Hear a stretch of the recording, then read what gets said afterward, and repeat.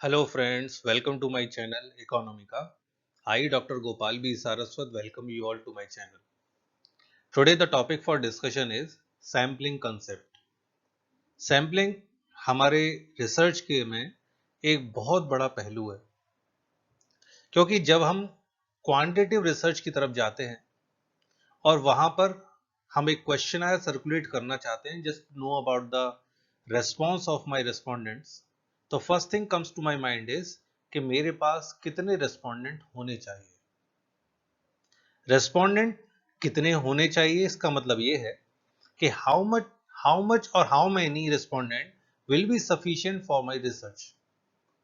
क्योंकि कई बार ये देखा जाता है कि रिसर्च में ये बोला जाता है कि आपकी रिसर्च बाइज्ड है, आपका सैंपल साइज प्रॉपर नहीं है, और मोस्ट ऑफ द टाइम हमारे सैंपल साइज की वजह से हमारे जो आउटकम्स हैं रिसर्च के, they found to be not valid. So how many is sufficient? To answer this question, we'll start with the concept called sampling concept. So let's start this video. तो first of all हम terminologies को पढ़ लेते हैं कि sampling से related हम किन किन टर्मिनोलॉजीज को आगे फेस करेंगे। First is what is sample. Sample is a subset और a part of a larger population, ताकि बड़ी पॉपुलेशन का एक छोटा सा पार्ट सैंपल कहा जाता है। इसी तरह population is a part of universe. So population क्या है? A complete group of entities that share some common set of characteristics, तो उनको हम बोलते हैं population. Whereas population element means individual member of population को हम पॉपुलेशन एलिमेंट कहते हैं। इसी तरह से individual member of sample is known as sample element. कई जगह पर हमें सुनने को मिलता है सेंसस। सेंसस क्या है? When you investigate individual sample element from a population is known as census. जैसे गवर्नमेंट ऑफ इंडिया हर 10 साल में एक सैंपल सेंसस कराती है जिसमें हर इंडिविजुअल को स्टडी किया जाता है, इन्वेस्टिगेट किया जाता है। तो ये हमारी कुछ टर्मिनोलॉजीज है जो हम सैंपलिंग में generally we come across with. So first question arises here is why sample.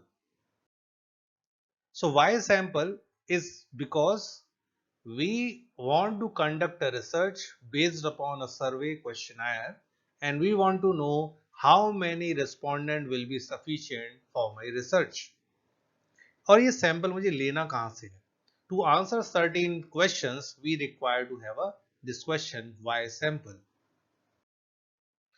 इसको कुछ इस तरह से अगर हम देखें कि हाउ सैम्पलिंग वर्क्स, इस आपके सामने 4 फोटोग्राफ्स हैं। In photograph 1 the portrait image is clearly visible to everyone. Young man की पोर्ट्रेट इमेज सभी को पूरी तरह से विजिबल है। You can identify this is the person, male और female. You can identify his gender, you can identify his attire, you can identify his dressing sense, you can identify his face recognition, everything you can identify from here.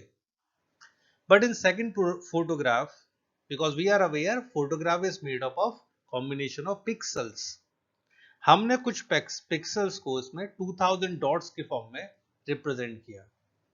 अब इसमें मेरा जो population थी जो photograph 1 में है वो अभी भी क्लियरली विजिबल है, लेकिन विजिबिलिटी उतनी क्लियर नहीं है जितनी फोटोग्राफ 1 में थी। सो पॉपुलेशन जब हम फुली सेंसस करते हैं तो फर्स्ट फोटोग्राफ की तरह होता है, इंडिविजुअल एलिमेंट हमारे सामने क्लियर होता है। लेकिन जैसे फोटोग्राफ 2 जहां पर 2000 डॉट्स के ऊपर हम स्टडी कर रहे हैं जो कि सैंपल है, वहां पर अगर हमारा सैंपल साइज क्लियर है, रिप्रेजेंट कर रहा है पॉपुलेशन को, तब भी हमारे पास में all characteristics of my population will be available in my sample. But when I move to the third sample of photograph 3, यहां केवल मैंने सैंपल लिया 1000 डॉट्स का, यहां पर अब क्लैरिटी नहीं है मेरी पॉपुलेशन की। This means my sample is not truly representing my population. और जब मैं फोर्थ फोटोग्राफ पर पहुंचता हूं, where I am just taking a sample of 250 dots, वहां पर तो बिल्कुल भी पॉपुलेशन क्लियर ही नहीं है कि वहां एक्चुअली पॉपुलेशन की कैरेक्टरिस्टिक्स क्या है। So therefore how many is sufficient to answer this question.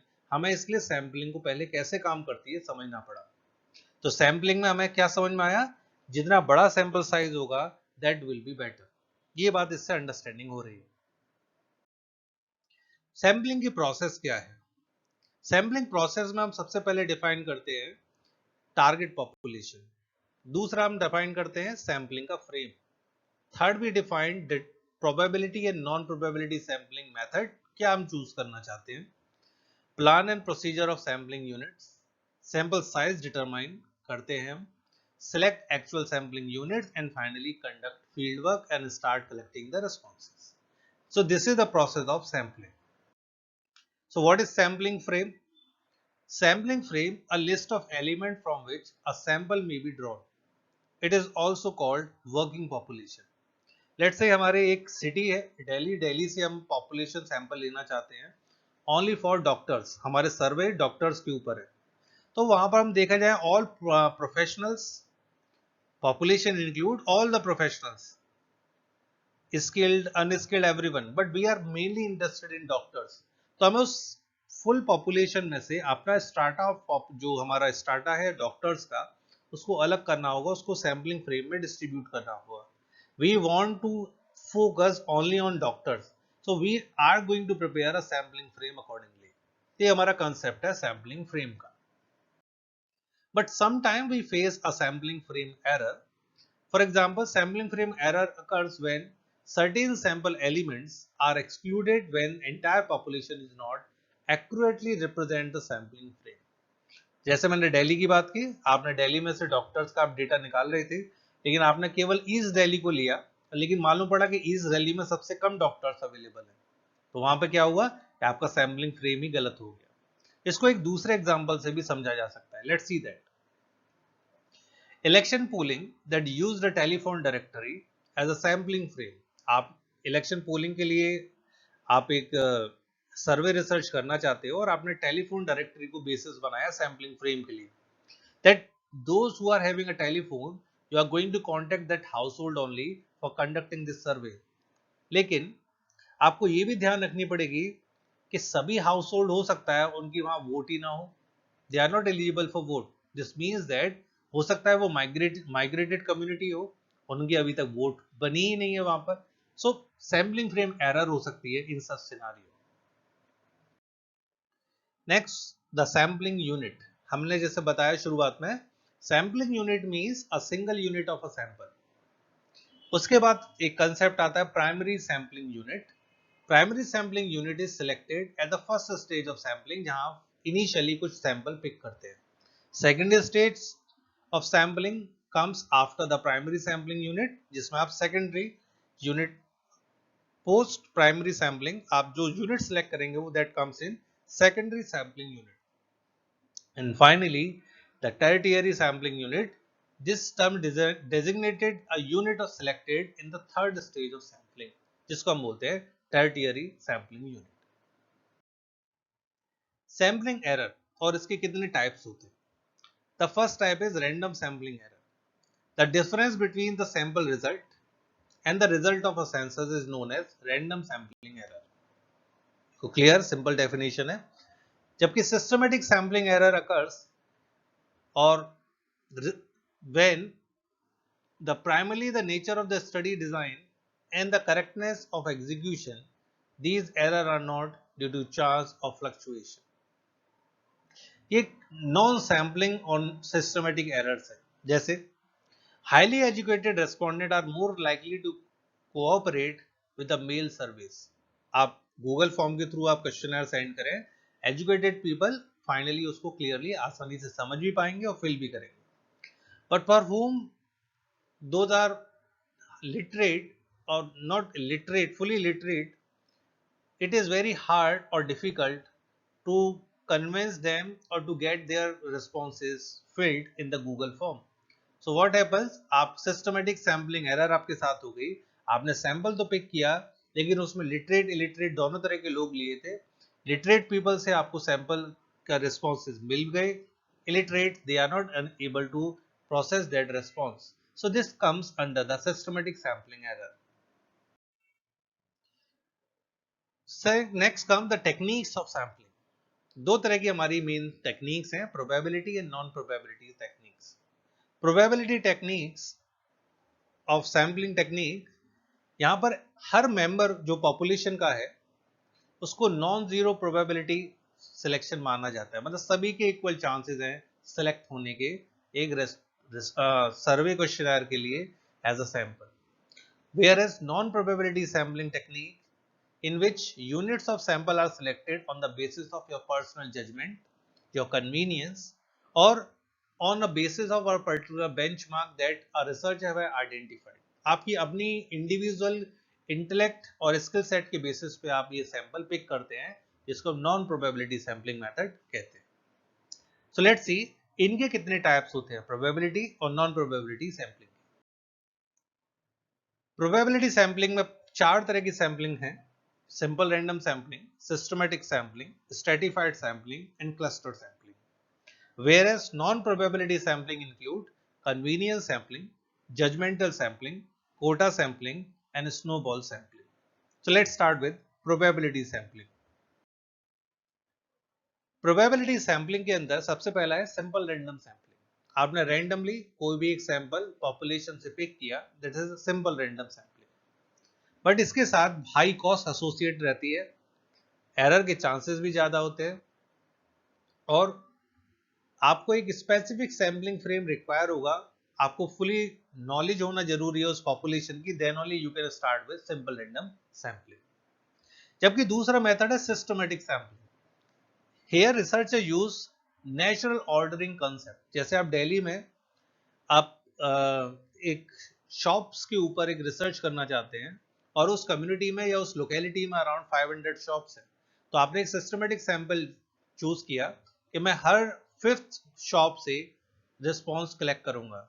तो अगर इस तरह से अगर आप देखें, टोटल 100 का आपने सैंपल लिया, आपने 500 शॉप्स कवर की, हर 10 के बाद आपने एक सैंपल को पिक कर लिया, या हर 5 के बाद में, सॉरी हम 5 को यहाँ पे सैंपल माना और हम 5 लेंगे, हर 5वीं शॉप से आप रिस्पॉन्स कलेक्ट कर रहे हैं, तो टोटल 100 शॉप्स आप सैंपल साइज कलेक्ट करोगे, और अगर आप 10 करते हो तो 50 हो जाएगा आपका. तो इसमें एक सिस्टमेटिक मेथड आपने अडॉप्ट कर लिया. इसमें सिंपल मेथड है, मॉडरेट कॉस्ट है और एक इंटरवल के बेसिस पे you are looking to collect your responses. Third is stratified sampling. Stratified sampling में आप पॉपुलेशन को ग्रुप्स में डिवाइड करते हैं और उन ग्रुप्स के बेसिस पर अपना सैंपल पिक करते हैं.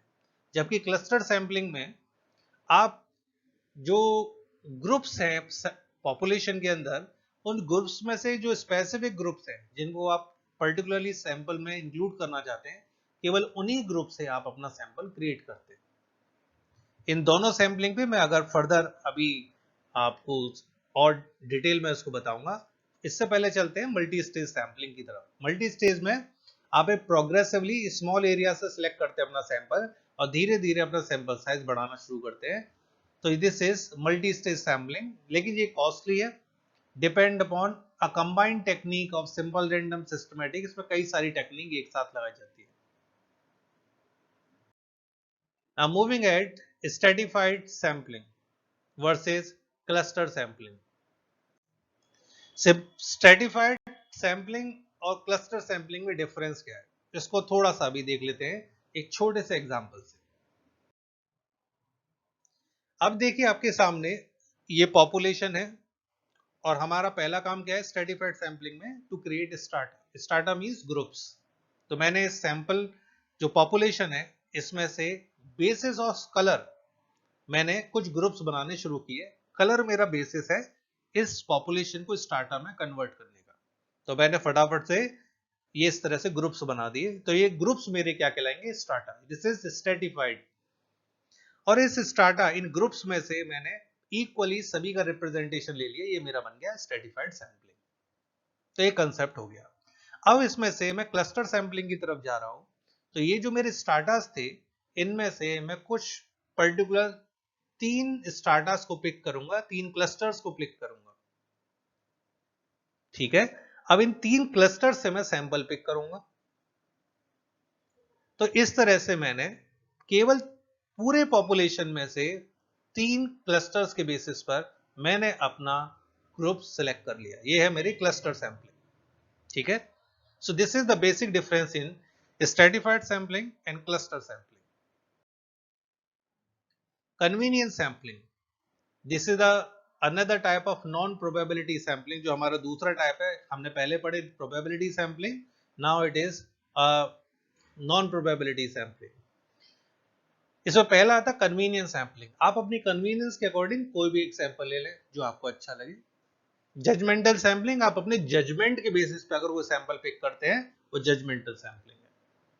कोटा सैम्पलिंग, जहां पर आप पर्टिकुलरली एक वेटेड एवरेज के बेसिस पर आप आइडेंटिफाई करते हैं कि मुझे लेट से एक हिरार्की है एक कंपनी के अंदर, top management, middle management, lower management. आपने कहा टॉप मैनेजमेंट से मैं 10% अपना सैंपल लूंगा, 40% मैं लूंगा अपना मिडिल से, और 50% मैं लूंगा लोअर मैनेजमेंट से। इस तरह से मेरा सैंपल ड्राफ्ट होगा। तो ये क्या है, आपने कोटा डिसाइड कर दिया हर एक कैटेगरी के लिए। This is quota sampling. Snowball sampling, it is based upon references. Let's see how it is work.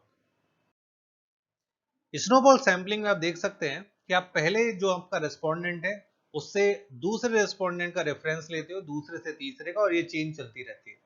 For example, आपको एक रिसर्च करनी है कि ट्विंस मदर के ऊपर आप रिसर्च करना चाहते हैं, जिन मदर्स के दो बच्चे हैं। So when you want to conduct such research, you want कि आपको मदर ऐसी मिल जाए जिनके ट्विंस हैं। तो आप पहले एक मदर को आइडेंटिफाई करेंगे, उस मदर से दूसरे मदर का रेफरेंस लेंगे, दूसरे से तीसरे का, तीसरे से चौथे का, और it's goes on. This is known as snowball sampling. Now question arises, how to determine sample size. जो हम पहले शुरुआत में कह रहे थे, हाउ मेनी इज सफिशिएंट। तो इसका पहला तरीका है आपके सामने कि आप, ये फॉर्मूला हमारे सामने है, n small n equal means sample, n is equal to z square sigma square divided by e square. तो इसमें मुझे करना क्या है, n मतलब सैंपल साइज मुझे कैलकुलेट करना है। z क्या है मेरा, जो हमारा z टेस्ट होता है उसकी वैल्यू, जो भी मैं अपना कॉन्फिडेंस लेवल लूंगा, 95% अगर है तो z की वैल्यू होगी 1.96। इस तरह से पॉपुलेशन का स्टैंडर्ड डेविएशन अगर मुझे पता है तो वो यहां पर आ जाएगा। और ई है मेरा margin of error. Margin of error means x bar minus mu. X bar मतलब मीन ऑफ द सैंपल, और mu means mean of the population.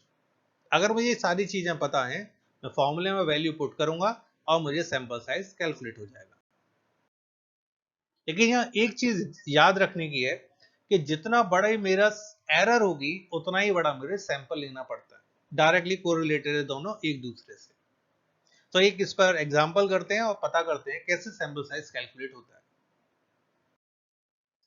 An economist is interested in estimating the average monthly household expenditure on food items by the household of a town. Based upon the past data, it is estimated that the standard deviation of population on monthly expenditure on food item is 30. Error है यहाँ पर 7। Estimated sample size आपको 90% confidence level पे calculate करना है। तो पहले given क्या है, ये चेक कर लेते हैं। 90% कॉन्फिडेंस जिसमें हम बात कही है, z की वैल्यू आप z टेबल से ले सकते हैं 1.645। एरर है 7 एंड द सिग्मा जो स्टैंडर्ड डेविएशन ऑफ पॉपुलेशन में गिवन है 30। सभी वैल्यूज को मैं फॉर्मूले में पुट कर देता हूं। तो फॉर्मूले में मैं वैल्यू पुट करूंगा तो मेरा सैंपल साइज आ जाएगा 50। तो ये सिंपल मेथड हो गया। जब मुझे पॉपुलेशन, स्टैंडर्ड डेविएशन, एरर और z वैल्यू पता है, I can calculate the sample size. अगर मुझे स्टैंडर्ड डेविएशन नहीं पता है तो क्या होगा, then you will use population proportion. Population proportion means p। जैसे मैं बता दूं आपको कि p अगर मेरा 10% है तो q मेरा 90% होगा। तो प्रोपोर्शन पर काम करता है, p प्लस q की वैल्यू हमेशा होती है 1। So q is equal to 1 minus p। तो यहाँ पर फॉर्मूला वही रहेगा, बस यहाँ पर स्टैंडर्ड डेविएशन की जगह हम प्रोपोर्शन ले लेंगे p into q। Let's see एक एग्जांपल देख लेते हैं। A consumer electronics company wants to determine the job satisfaction levels of employees. For this, they ask simple question: are you satisfied with your job? It is. It was estimated that no more than 30% of the employees would answer yes. No more than 30%. ये आपका proportion है जो आप consider कर रहे हैं कि answer करेगा 30% yes. What should be the sample size, आपको पता करना है सैंपल साइज कितना होगा 95% कॉन्फिडेंस लेवल पर, और एरर आपके लिए दिया हुआ है 0.04। So let's see this. 95% पर z की वैल्यू z टेबल से मैंने ले ली 1.96, एरर है 0.04, p बोला गया 30% ऊपर, तो यहाँ पर 0.3 और q होता है हमारा 1 माइनस p 0.7। सभी वैल्यूज को जब मैं फॉर्मूले में पुट करूंगा तो आंसर आ जाएगा 505। तो 505 इज my sample size. Okay, so now formula मुझे पता है n is equal to Z square P Q upon E square, और मैं आसानी से इस फॉर्मूले से अगर मुझे पॉपुलेशन प्रोपोर्शंस गिवन है तो मैं सैंपल साइज कैलकुलेट कर लूंगा। बट इफ पॉपुलेशन प्रोपोर्शन भी अननोन है, I am not aware of it, तब क्या होगा? तब मुझे फॉर्मूले में थोड़ा चेंज करना होगा। देखिए p और q की जब मैं बात करता हूं कि p प्लस q हमेशा क्या होता है 1, तो मैक्सिमम वैल्यू p और q की क्या हो सकती है? अगर हम इक्वली डिवाइड करें तो हाफ हाफ, 1/2 1/2। तो अगर मैं p इंटू क्यू करूं तो क्या आएगा 1/4। तो हमारा नया फॉर्मूला बनता है n is equal to 1/4 Z square E square. वही सेम पुराना फॉर्मूला है, बस p और q की जगह उनकी वैल्यू हाफ हाफ मैंने रख दी, ठीक है। और इस तरह से मेरा नया फॉर्मूला आ गया। इस पर एक और सैंपल साइज का क्वेश्चन देख लेते हैं। A market researcher for a consumer electronics company would like to study the television viewing habits of residents of a particular small city.